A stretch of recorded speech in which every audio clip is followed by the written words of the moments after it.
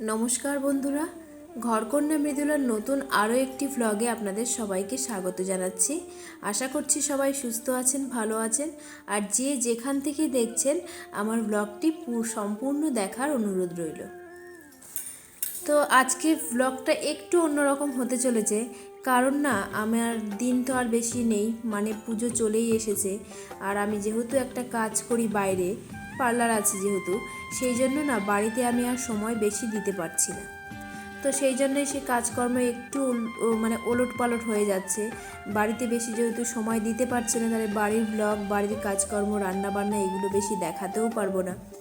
তো ঠিক করেছি যেটুকু পারি না কেন সেটুকুই করব, প্লাস পার্লারে যেটুকু কাজকর্ম করি সেটাও আপনাদের সঙ্গে একটু হলেও শেয়ার করার চেষ্টা করব, আমি কি করি কি না করি সেগুলো। আশা করছি আমার বাড়ির ব্লগের সঙ্গে আমার পার্লারের কাজকর্ম আপনারা একটু পছন্দ করবেন।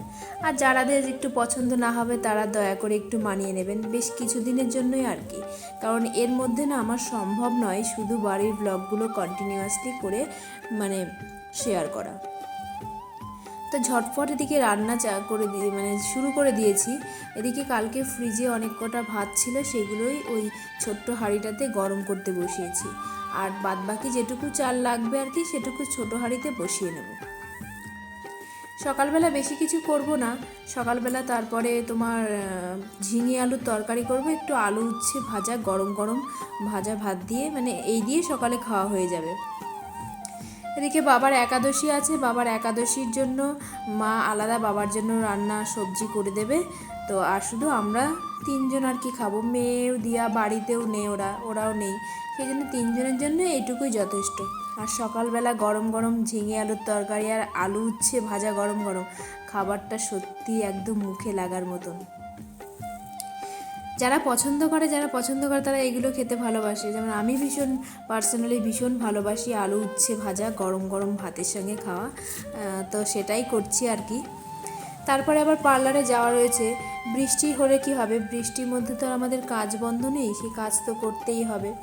তবে একটু কম, তুলনামূলক হিসাবে একটু কম চলছে, এটাই যা।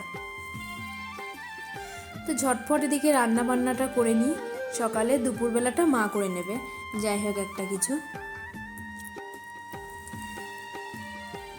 মানে দোকানে এখন কি পুজোর সামনে, তো এখন না আমার সম্পূর্ণ ঠিকঠাক করে মানে ভিডিও না ক্যামেরা করার সময় থাকবে না, মানে খুব হুটোপাটায় আর কি থাকবো। এই কারণেই না আজকে একটু বলে দিলাম যে আমি কেমন কি একটু ওলট পালট হয়ে যাবে, সবাই একটু মানিয়ে নেবেন। এই দেখুন আলু উচ্ছে ভাজতে ভাজতে যেটুকু ভাতের প্রয়োজন ছিল আবার একটু ছোট্ট হাঁড়িতে মানে বসিয়ে দিয়েছি। তো এবার সবাই খাওয়া দাওয়া করে নিয়ে স্নান করে নিয়ে আমি দোকানের জন্য তৈরি হব। তো দেখুন বৃষ্টি যেহেতু পড়ছে সেহেতু ওপরের ঘরের বারান্দায় জামা কাপড় তো জাম থাকবেই, বাইরে তো মেলার জায়গা নেই, সেই জন্য তো সব বারান্দা দিয়েই জাম আর কি।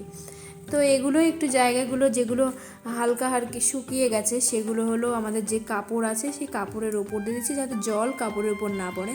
আর একদম যে আজকে যে কাঁচাগুলো জামা কাপড় সেগুলো একটু মানে ফাঁকা জায়গায় মেরে দিচ্ছি, তারই গোছগাছ আর কিছু করছি। এই দেখুন বারান্দাতে না প্রচুর পরিমাণে আমাদের শাড়ি সব বস্তা করে করে রেখে দেওয়া, কারণ রাখার জায়গা নেই, তো শাড়ির কোনো আলাদা ঘর নেই। আগে নিচে এরকম জাম হয়ে থাকতো, এখন ওপরে ঘরটা করাতে নিচের যে জামটা সেটা কমে ওপরে চলে এসেছে, মানে ওপরে কাপড়ে পুরো জাম, পা দেওয়ার জায়গা নেই। কিছু করার নেই, যতদিন না কাপড়ের একটা আলাদা ঘরটার হচ্ছে কি রাখার জায়গা, ততদিন আমাদের এই সমস্যায় ভুগতেই হবে। আর আমাদের কাজ তো আমাদের লক্ষ্মী, যেমনই হোক না কেন তেমনই তো রাখতেই হবে, তাই না? তো চলুন ঝটপট জামা কাপড়গুলো মেলে দিয়ে দোকানে যাবার জন্য আবার রেডি হতে হবে। এবার হয়ে গেছে, চলুন এবার দোকানে যাওয়া যাক। এই দেখুন চলে এসেছি দোকানে, এসে দেখি সবাই বসে আছে।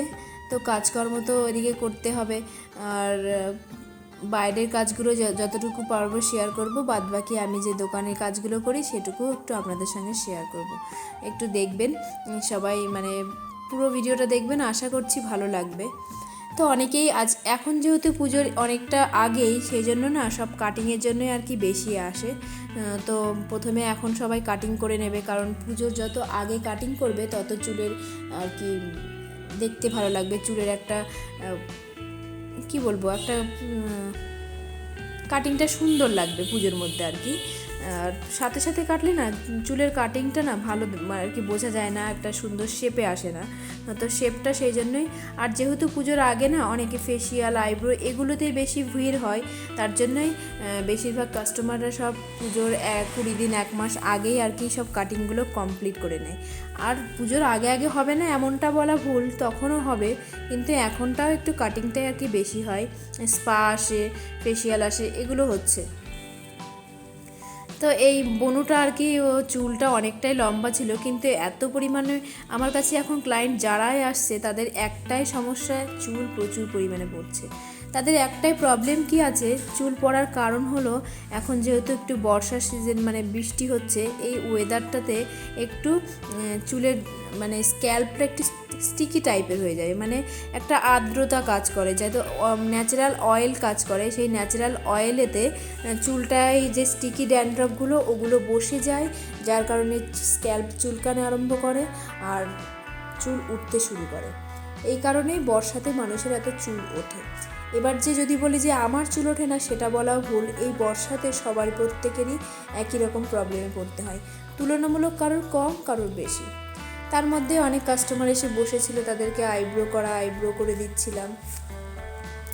আর তার মধ্যে তো একটু আড্ডাই আর কি, হাসি ঠাট্টা আছেই। আর আমার কাস্টমারগুলো খুবই ভালো, মানে আমার সঙ্গে ভীষণ মজা করে। আমি আমার পার্লারে সত্যিই ভীষণ মজা করে দিনগুলো কাটাই।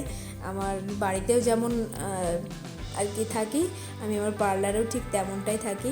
আর আমাকে সত্যিই পার্সোনালি ভীষণ সবাই ভালোবাসে। তো চলুন ঝমঝম করে কাজগুলো সেরে নিই। ওদিকে সব বসে আছে, আইব্রোর জন্য অনেকে এসেছে, এদিকে হেয়ার কাটিংও রয়েছে, কালার করাও রয়েছে, হেয়ার কালারও করবে, ওরা সব রয়েছে। অনেকটাই লেট হয়ে যায়। এবার আমার কাছে না কোনো আর কি হেল্পিং হ্যান্ড, সকালে একজন থাকে আর বিকালে আমি থাকি আর কি। সকালে আমার ননদের মেয়ে আর কি থাকে, ওই দেখাশোনা করে, আর বিকালবেলাটা আমি থাকি, এরকম করেই যারাই। পুজোর সময় আমি সারাদিন থাকি, আর সারাদিন আর কি সবাই থাকি। তো আজকেও ছিল না, আর আমার এমনি কোনো হেল্পিং হ্যান্ড নেই, সারা বছর আমি নিজেই একাই সামলে নিতে পারি। যেহেতু গ্রামের দিকে পারলাম না, অতটা প্রেশার যে আমার সারা বছর চলে তেমনও নয়, তো সেই কারণে আমি একাই আর কি সামলাই। তো হয়ে গেছে, এবার বাদবাকি যারা রয়েছে তাদেরকে বলছি কে আগে করবে, মানে সবাই লাইনে রয়েছে। এই সমস্যাগুলো পার্লারে প্রত্যেকেরই হয়, যে কে আগে করবে, কার কী সমস্যা আছে। অনেকে আগে এগিয়ে এসছে, তাদেরকে বসিয়ে রেখেও আর কি অন্যান্যদের ছেড়ে দিতে হয়, এগুলো আমাদেরকে একটু করতে হয়। আর যারা কনসিডার করে তো করে, আর যারা কনসিডার করতে চায় না, তারা মানতে চায় না, তারা হলো বলে না আমাদেরকে ছেড়ে দিয়ে তারপরে অন্য কাউকে। তো ওখানে যে দিদিভাইগুলো ছিল ওরা অনেকক্ষণ আগেই এসেছিল, ওদেরকে আমি থামিয়ে বসিয়ে রেখে অন্যান্যদেরকে আর কি ছেড়ে দিচ্ছি, কারণ ওরা কাটিং করবে, কালার করবে, অনেকটা সময়ই লাগতো। আর এসব কাজ তো সময় সাপেক্ষ না। তো চলুন ঝটফটগুলো এই কাজগুলো কমপ্লিট করে নিয়ে তারপরে ওর কাজগুলো সারবো। যেহেতু আমার এগুলো শর্ট হিসাবেও ছাড়তে হয়, সেই জন্য আমার ক্যামেরাটা এরকম ছিল বলে একটু শর্টের আর কি সাইজেই হয়েছে, তো একটু সবাই একটু মানিয়ে নেবেন। আর আমার এই ধরনের ভিডিও আমি প্রথম শেয়ার করলাম, কেমন লাগলো আমাকে জানাতে ভুলবেন না কেউ। তো মোটামুটি ওদেরকে ছাড়তে ওরা যারা আসে একটু ভিডিও করে, একটু রিলস করতে, ওরা সব ব্যস্ত রয়েছে। এবার চলুন চলে যাই ওদের কাটিং করতে। ও একটু বললো যে আমার চুলটা একটু সুন্দর করে কাটিং করে দেবে, আর প্লাস একটু হাইলাইটস করে দেবে। তাই বললাম তাহলে ঠিক আছে।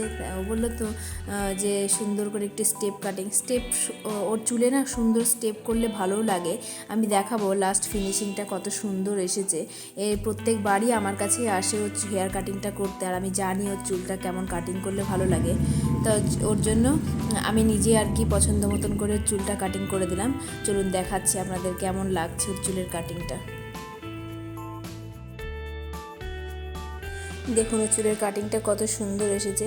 এরপর তো হাইলাইটস করেছিল, সেগুলো আর তুলতে পারিনি। তো আজকের ভিডিওটা আমি এখানেই শেষ করছি। তো আবার একটা নেক্সট ভিডিও নিয়ে আপনাদের সঙ্গে হাজির হব পরের দিন। ততক্ষণ সবাই সুস্থ থাকবেন।